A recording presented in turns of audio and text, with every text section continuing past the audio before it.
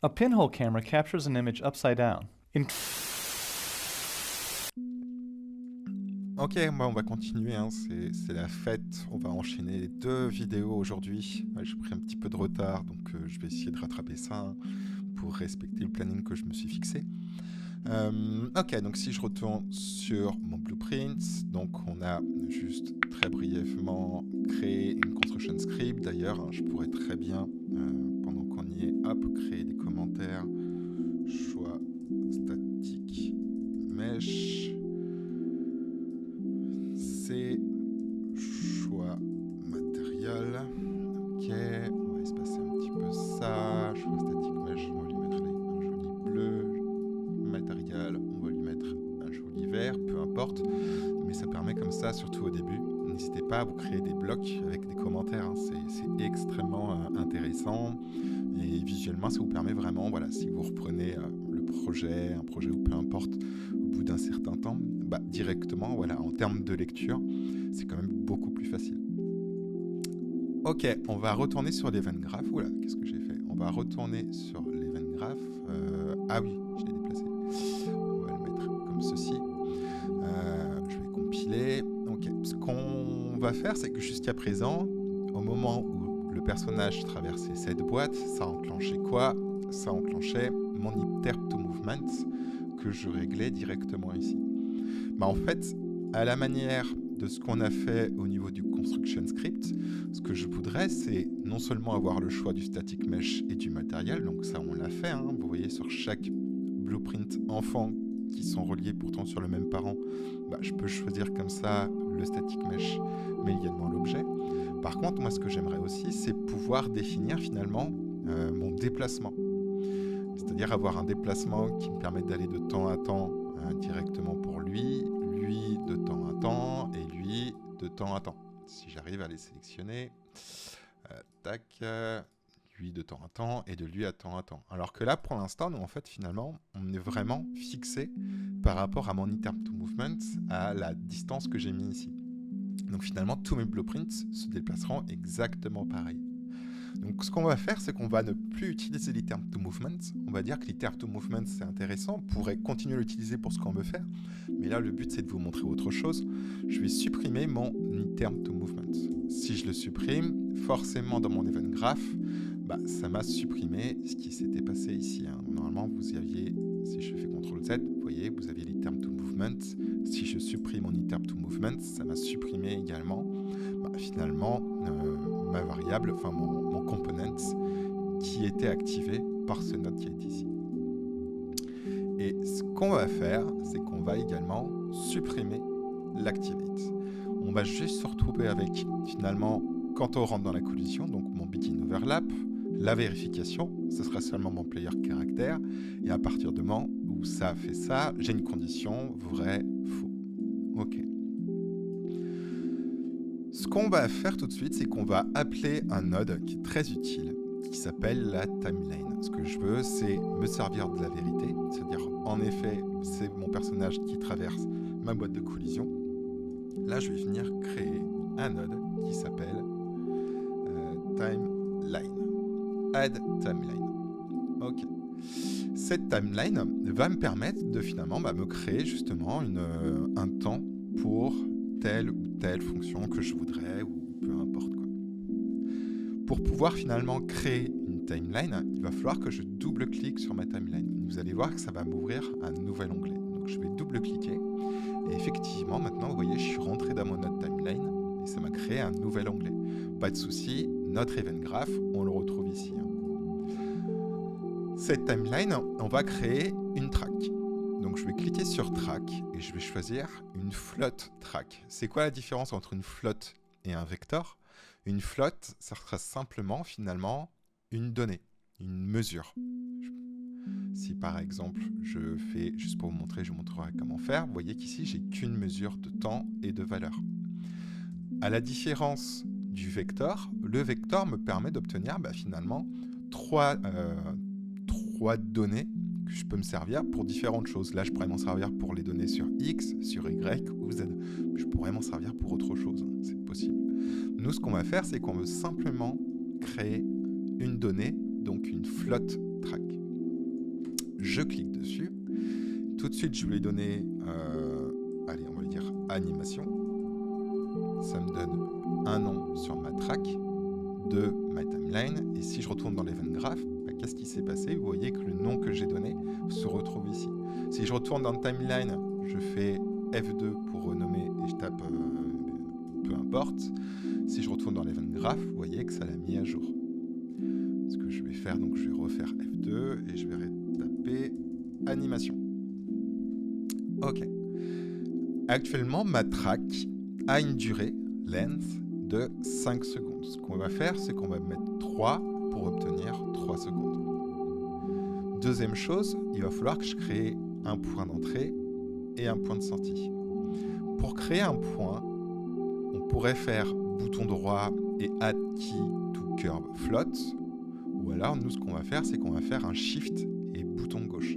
Et en faisant un shift bouton gauche, finalement, c'est exactement que si je faisais un add key. Simplement, c'est un petit peu plus rapide. Ce premier point, je vais le sélectionner. Et on va dire qu'au temps 0, on veut une valeur de 0. On refait shift bouton gauche. Et là, je vais choisir au temps 3 secondes. Je veux une valeur de 1. Ok. Pas de souci si vous voyez, moi j'ai ma ligne qui est très grande comme ceci. Vous, c'est tout à fait possible que vous soyez complètement différemment, c'est-à-dire que vous voyez, que vous ayez finalement une ligne qui soit quasiment droite. Ne vous inquiétez pas, si vous avez bien tapé 3 secondes et une valeur, vous aurez la même chose que moi. Simplement, en termes d'affichage, c'est possible que vous soyez trop serré en termes de hauteur. Si je clique sur le zoom horizontal et le zoom vertical, qu'est-ce qui se passe? Finalement, Unreal va recadrer ma timeline par rapport à mes 2 points. Donc encore une fois, si vous avez bien mis 3 en time et 1 en valeur sur le deuxième point, ne vous inquiétez pas, vous aurez exactement comme moi. Simplement, l'affichage, le centrage, le zoom plutôt, était affiché différemment par rapport à moi. Donc là, on est bon.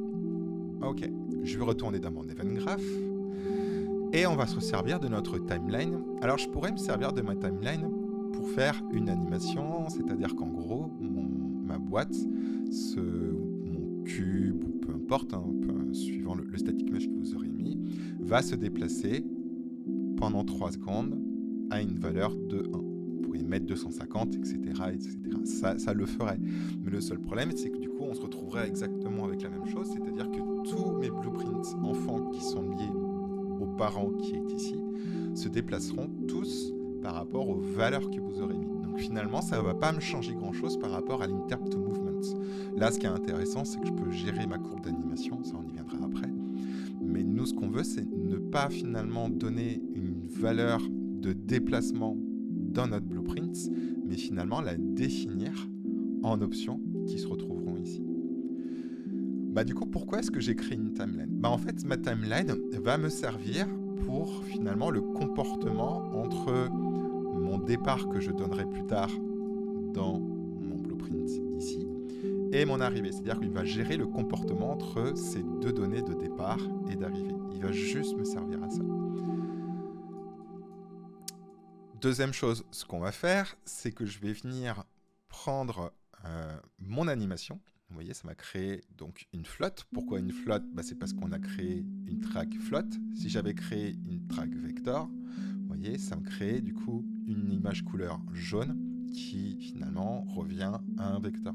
Encore une fois, ce code couleur jaune, si je viens choisir un vecteur ici, vous voyez, on retrouve encore une fois les codes couleurs. Donc les codes couleurs sont c'est très important de les respecter. Ok, je vais prendre mon animation. Je file bouton gauche appuyé, je tire ma petite spaghetti, et là on va aller chercher un node qui s'appelle un lerp vector. Qu'est-ce qu'un lerp vector? Lerp, ça veut dire quoi finalement? Un lerp, ça vous permet de faire un mélange, si je puis dire, une transition, vous voyez, un mélange entre deux données. Vous voyez, finalement, là il a des entrées A, des entrées B, et lui en fait le lerp va me permettre de passer du A au B. Si je mettais juste un vecteur, le vecteur me permettrait d'avoir simplement une donnée. Là, vous voyez, j'ai une entrée A une entrée B. Et le lerp, bah, finalement, il va passer du A au B. C'est un peu ça, le lerp. Et vector, c'est quoi? Bah, vector, hein, c'est des données X, Y et Z. Contrairement à un float, bah, un float, ce qui va se passer, c'est que j'aurai qu'une donnée. Alors là, il me fait autre chose. Enfin, comme vous avez vu, il y avait quand même une seule donnée. Mais bon, bref. Le vecteur me permet de déplacer mon objet. Enfin, il va me permettre de pouvoir déplacer mes éléments sur X, Y et Z. Ok. Du coup, vu qu'on veut faire exactement... Ah oui, là, forcément, il n'est pas content. Oh, magnifique. A few moments later. Vengraph, je retiens ma petite spaghetti d'animation. Je vais chercher un lerp vector. Ok.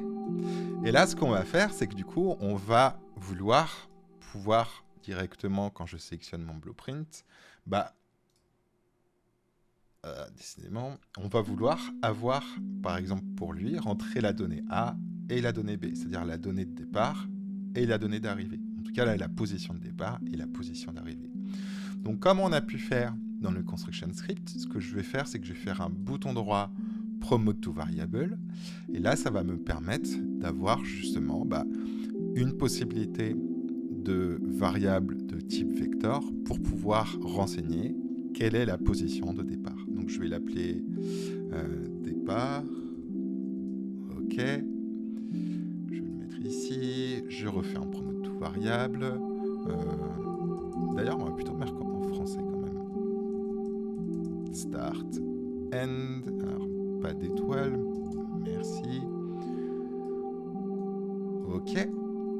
Et là, ne pas oublier, bien évidemment, on ouvre les petites paupières, sinon je n'aurai pas la possibilité de paramétrer finalement ces deux éléments dans mon blueprint. Le but, c'est qu'ils apparaissent ici, mais pour ça, il faut bien exposer ce qu'on appelle, c'est comme ça finalement typiquement que ça s'appelle, on va exposer ces fonctions, de pouvoir débloquer cette possibilité de choisir pour chaque enfant blueprint quelle est la position de départ et quelle est la position d'arrivée.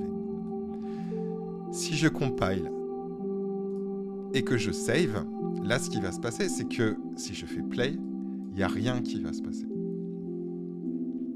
Vous me diriez, mais c'est normal, c'est parce que ici, d'ailleurs, vous voyez, ça a apparu, c'est parce que je n'ai pas encore donné des données. Mais même si je mets 500 ici et que je passe, vous voyez, il n'y a rien qui se passe. Il n'y a pas mon animation qui se joue. Pourquoi il n'y a pas mon animation qui se joue? Simplement parce que, actuellement, il n'exécute pas ce que j'ai mis ici. Encore une fois, comme j'ai pu dire au tout début, je crois que j'avais commencé ici, on peut ajouter plein de choses en fonction ou autres nodes directement à partir de mes sorties qui sont ici, mais c'est véritablement, excusez-moi, le pin exécutable qui exécutera des choses. Donc même si j'avais mis plein de choses ici, si je n'exécute rien, il n'y a rien qui va se passer. Donc pour ça, je vais me servir de l'update de ma timeline. Je vais tirer ma petite spaghetti et je vais dire que je veux qu'il set ma transform de manière relative. Donc set relative, transform. Et encore une fois, vous voyez, il me propose directement des sets relative transform par rapport à ce que je veux déplacer. Est-ce que je veux déplacer ma collision? Est-ce que je veux déplacer mon cube? Est-ce que je veux déplacer mon défaussé route? Non, nous on veut déplacer notre cube qui de toute façon ne sera peut-être pas un cube puisque dans le construction script, on a donné la possibilité de pouvoir être autre chose qu'un cube. Mais pour le coup, c'est bien cet élément-là qu'on veut déplacer. Donc on a notre A, d'ailleurs je me suis trompé, c'est pas un relative transform, excusez-moi, on va refaire, c'est pas grave, update, c'est un set relative location. Alors, pourquoi tu veux pas...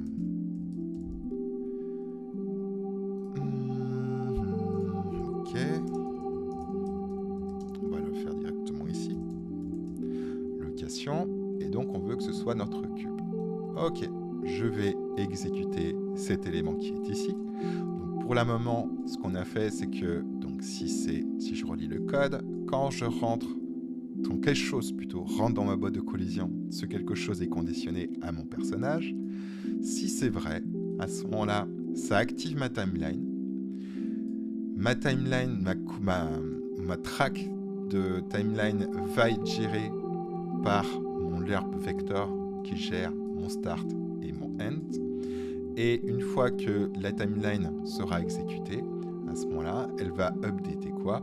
Elle va updater la location relative de mon cube. Encore une fois, si je fais compile et que je save, il n'y a rien qui va se passer. Pourquoi? Parce que ma nouvelle location se trouve ici.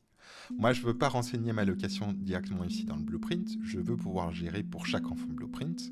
Donc, c'est ici que chaque blueprint va pouvoir être paramétré, puisque j'ai bien mes deux valeurs qui sont exposées. Donc, le retour de valeur, c'est-à-dire finalement le résultat de mon lerp vector géré par mon start et mon end, et ben c'est eux qui vont me permettre de pouvoir gérer la nouvelle location. Si je compile et que je save, et que si je retourne dessus, donc ce qu'on va faire, c'est qu'on va dire que le start c'est 0 et le end, ce sera 500 sur l'axe de Z. Donc on va voir, vous allez voir qu'à ce moment-là, notre cube, il va revenir ici. Pourquoi? Parce que j'ai dit 0, 0, 0 en start quand je passe la boîte de collision. Vous allez voir ça tout de suite. Si je fais play, hop, et vous voyez qu'effectivement, mon cube est revenu à 0, 0, 0.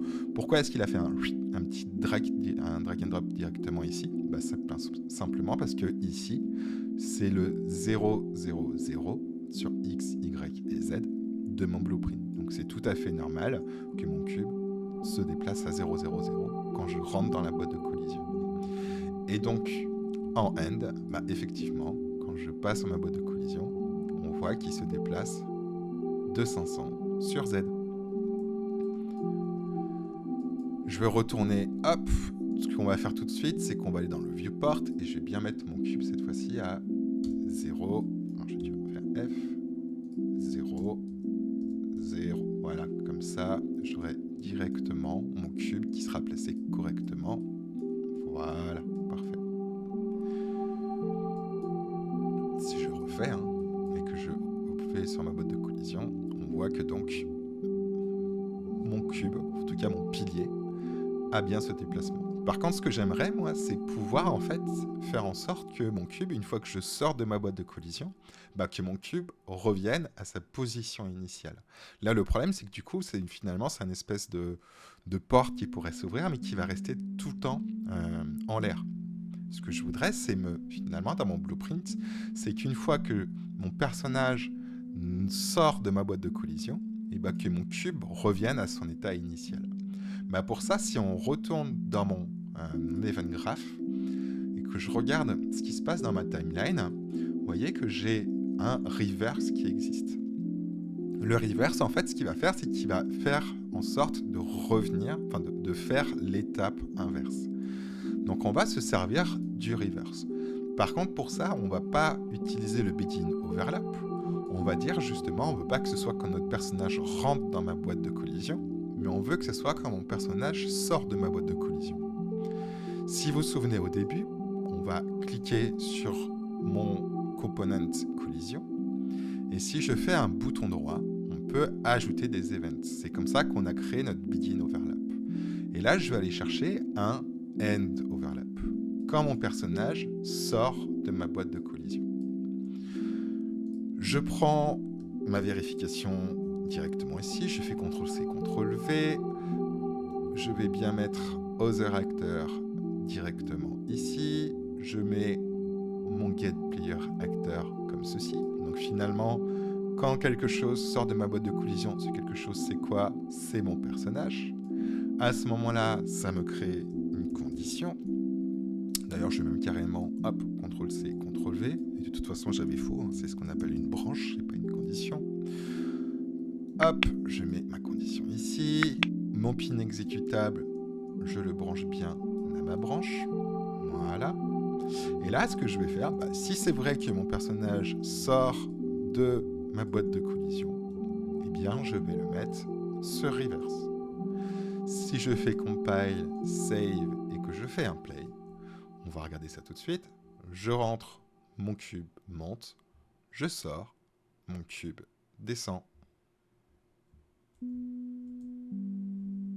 Donc voilà, on commence à voir quelque chose qui commence à devenir un peu plus complexe et qui me permettent comme ça de pouvoir non seulement paramétrer blueprint par blueprint, puisque, encore une fois, ici, vous voyez, si je décide par exemple de l'emmener à 200, alors que pourtant les deux enfants sont régis par le même blueprint, ce qui va se passer, c'est que du coup, voilà, on voit que mon cube, lui, se déplace sur Y, alors que lui se déplace sur Z. Donc c'est super intéressant. Et si on compte, on voit bien qu'il fait 1, 2, 3 secondes. Pourquoi est-ce qu'il fait 3 secondes ? Simplement parce que dans ma timeline, qui se trouve ici, j'ai un temps qui est de 3 secondes. Donc finalement, cette timeline, elle va me servir pour ma transition, mon temps de transition, et également comment ma transition se passe. Ce qu'on pourrait faire, c'est décider, par exemple, que au moment où je rentre, finalement, je ne sais pas si vous voyez, mais ça fait quelque chose de très linéaire. C'est-à-dire que d'un seul coup, quand je rentre, ça fait tac, ça monte, et ça monte à la même vitesse tout le temps. Ce que je pourrais très bien faire, c'est, dans ma timeline, prendre ce premier point. Vous voyez, on a quelque chose, un déplacement qui est linéaire, on ne voit pas un changement entre le début et la fin, c'est vraiment la montée est strictement la même de manière constante. Si je fais un bouton droit sur ce point, je peux, vous voyez, choisir finalement le mode d'interpolation. C'est-à-dire comment l'interpolation, donc les transitions entre ce point-là et ce point-là, vont se passer. Si je me mets en user, vous avez vu ce qui se passait, c'est que maintenant j'ai une petite baguette qui me permet justement de jouer avec ma courbe. Si par exemple je me mets comme ceci, ce qui va se passer, vous voyez le temps qui est ici, on va dire que jusqu'à 0,25 secondes, je ne saurais pas beaucoup monter. Par contre, à partir de 0,5, même on va dire 1 seconde, là je vais monter à peu près pareil. Si je fais play et que je vais dessus, je ne sais pas si vous voyez, mais ça commence doucement et ensuite ça prend une accélération. Mais ça commence très doucement. Alors qu'au contraire, si je reprends ce point et que je me mets comme ceci, même carrément on va se mettre comme ceci, ça va faire un peu n'importe quoi, mais c'est pas grave. Là, ce qui va se passer, c'est hop, vous voyez, il est monté extrêmement rapidement. Pourquoi ? C'est simplement parce qu'en fait, là, en même pas 0,1 seconde, 0,1 seconde, en fait, il va monter énormément. Donc ça, c'est le principe des courbes d'animation. Je sais que c'est pas facile au début, mais c'est quelque chose de très utile si vous voulez vraiment pouvoir paramétrer totalement, finalement, votre interpolation, c'est-à-dire comment se comportent les deux mouvements. Pour le coup, moi, je vais me mettre comme ceci. Je vais faire en sorte que ça monte doucement et qu'ensuite ça prenne une belle accélération et ça décélère vers la fin. Si je fais play, voilà, j'ai quelque chose qui est un peu plus sympa. Et bien évidemment, on a la même chose pour le retour.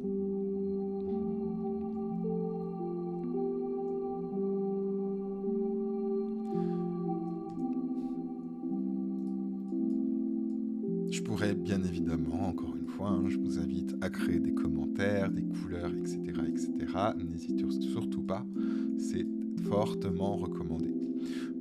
Donc voilà, on pourrait très bien, c'est ça qui est chouette avec les blueprints, c'est qu'on pourrait très bien s'y prendre autrement et ne pas utiliser finalement une timeline, et s'y prendre différemment pour gérer finalement comment mon comportement entre mon start et mon end vont se comporter, mon temps d'animation, etc., etc. Là, vous voyez ce qui se passe, c'est que finalement, tous mes éléments sont dictés par rapport à ma timeline, c'est-à-dire finalement mon temps d'animation sera dicté par ma timeline. Donc mon temps d'animation sera toujours lié à ce que j'ai inscrit ici. Donc je ne pourrais pas avoir un enfant qui sera avec 6 secondes, un autre enfant qui sera avec 4 secondes, etc. etc. Je pourrais vous montrer d'autres manières de faire ça, mais déjà voilà, on commence à avoir quelque chose qui est plutôt cool. Une chose aussi qu'on pourrait rajouter, c'est que par exemple, je pourrais décider d'avoir un temps d'activation. C'est-à-dire que, hop, ce que je vais faire, c'est que je vais prendre ces éléments qui sont ici. OK. Et ce qu'on va faire, c'est qu'on va venir utiliser un node qui est super pratique. Ce node, en fait, il va me permettre de choisir un délai. Et ben ça tombe bien, il s'appelle délai. Donc au moment de l'update, je vais taper délai. J'ai un délai qui est présent ici. Et ce délai, par exemple, bah tiens, soyons fous. Ce délai, juste pour montrer comment ça marche, si je mets 1 seconde et que je fais compile et que je fais un play, ok, et que je rentre dans ma boîte, vous voyez, il se passe rien, hop, et là il s'est passé quelque chose. Alors il y a juste que vous voyez, c'est un petit peu bugué, c'est tout à fait normal, c'est simplement que ce que je vais faire, c'est que je vais le mettre avant la timeline. C'est tout à fait normal que ça bug. Donc je vais prendre ma timeline, je vais la mettre comme ceci, je vais mettre mon délai ici, mon play ici, hop, je fais un compile, je save, je refais play, et là vous voyez je fais 1 seconde, et hop, ça monte. Si je mettais 5 secondes, compile, je fais play, bah là en fait il faudrait que j'attende 5 secondes. 3, 4, 5 pour activer ma timeline qui ensuite active le mouvement. Bah, ce délai a également, vous voyez, la possibilité d'ajouter cette fois-ci une flotte. Une flotte, c'est quoi? C'est une donnée avec une virgule. Je peux faire bouton droit, promote to variable, et je vais mettre délai, compile, save. Et cette fois-ci, donc, j'ai la possibilité d'avoir un délai. Alors, bien évidemment, il faut que je l'expose, sinon j'ai pas la possibilité de le retrouver dans mon interface. Et voilà, et maintenant je peux avoir un délai qui sera différent entre tous les enfants Blueprint, puisque j'ai débloqué la possibilité de le paramétrer. Attention, là, mon délai, il n'est actif que sur mon start, hein, puisque c'est quand mon personnage rentre dans ma boîte et que ça fait un play, mon délai, il est activé uniquement pour le start. Si vous voulez un délai également pour la fin, par exemple pour avoir le temps à votre personnage d'avoir traversé tel élément ou je ne sais quoi, ou d'avoir emprunté la porte ou je ne sais quoi, bah dans ce cas-là, vous pouvez faire un CTRL-C, CTRL-V, je crée mon daily, je le mets une fois que mon personnage est bien sorti de ma boîte de collision, et ensuite je le mets dans reverse. Lui, je vais juste le renommer dans delay start, et là je pourrais créer un deuxième delay end. J'expose directement cet élément, compile, save, et si je retourne, et bien maintenant j'ai bien un délai de start et un délai de end. Si jamais vous estimez que le délai de start et le délai de end sont exactement pareils, dans ce cas-là, vous pouvez très bien utiliser le même délai. Quoi qu'il y en ait, remarque, ça crée des problèmes. Donc oui, dupliquer un délai. Et puis de toute façon, au pire, ce que vous pouvez faire, c'est prendre ce délai ici. Et si je le branche directement en deux, ce qui va se passer, c'est que je vais juste le supprimer. Lui, je vais juste le renommer. Bah là, ce qui se passe, c'est que mon composant, enfin ma variable qui est exposée directement ici, bah, ce qu'elle va faire, c'est qu'elle va jouer non seulement sur mon délai pour débuter mon animation de montée, mais il va également gérer mon délai de mon animation de retour. Donc à vous de voir. Mais voilà, on arrive finalement un petit peu pas à la conclusion des tutos des blueprints, parce qu'on va encore faire un petit peu de blueprints, mais ça permet de conclure un petit peu finalement la possibilité maintenant de pouvoir créer un petit jeu de plateforme avec des plateformes qui vont bouger de manière différente, qui vont permettre de nous emmener d'un point A à un point B, que ce soit en hauteur, que ce soit sur Y, que ce soit sur X. C'est tout à fait possible, hein. Par exemple, si je mets cette fois-ci 0, mais que je veux le déplacer, par exemple, 300 sur Y, et ben c'est tout à fait possible désormais quand je vais dessus.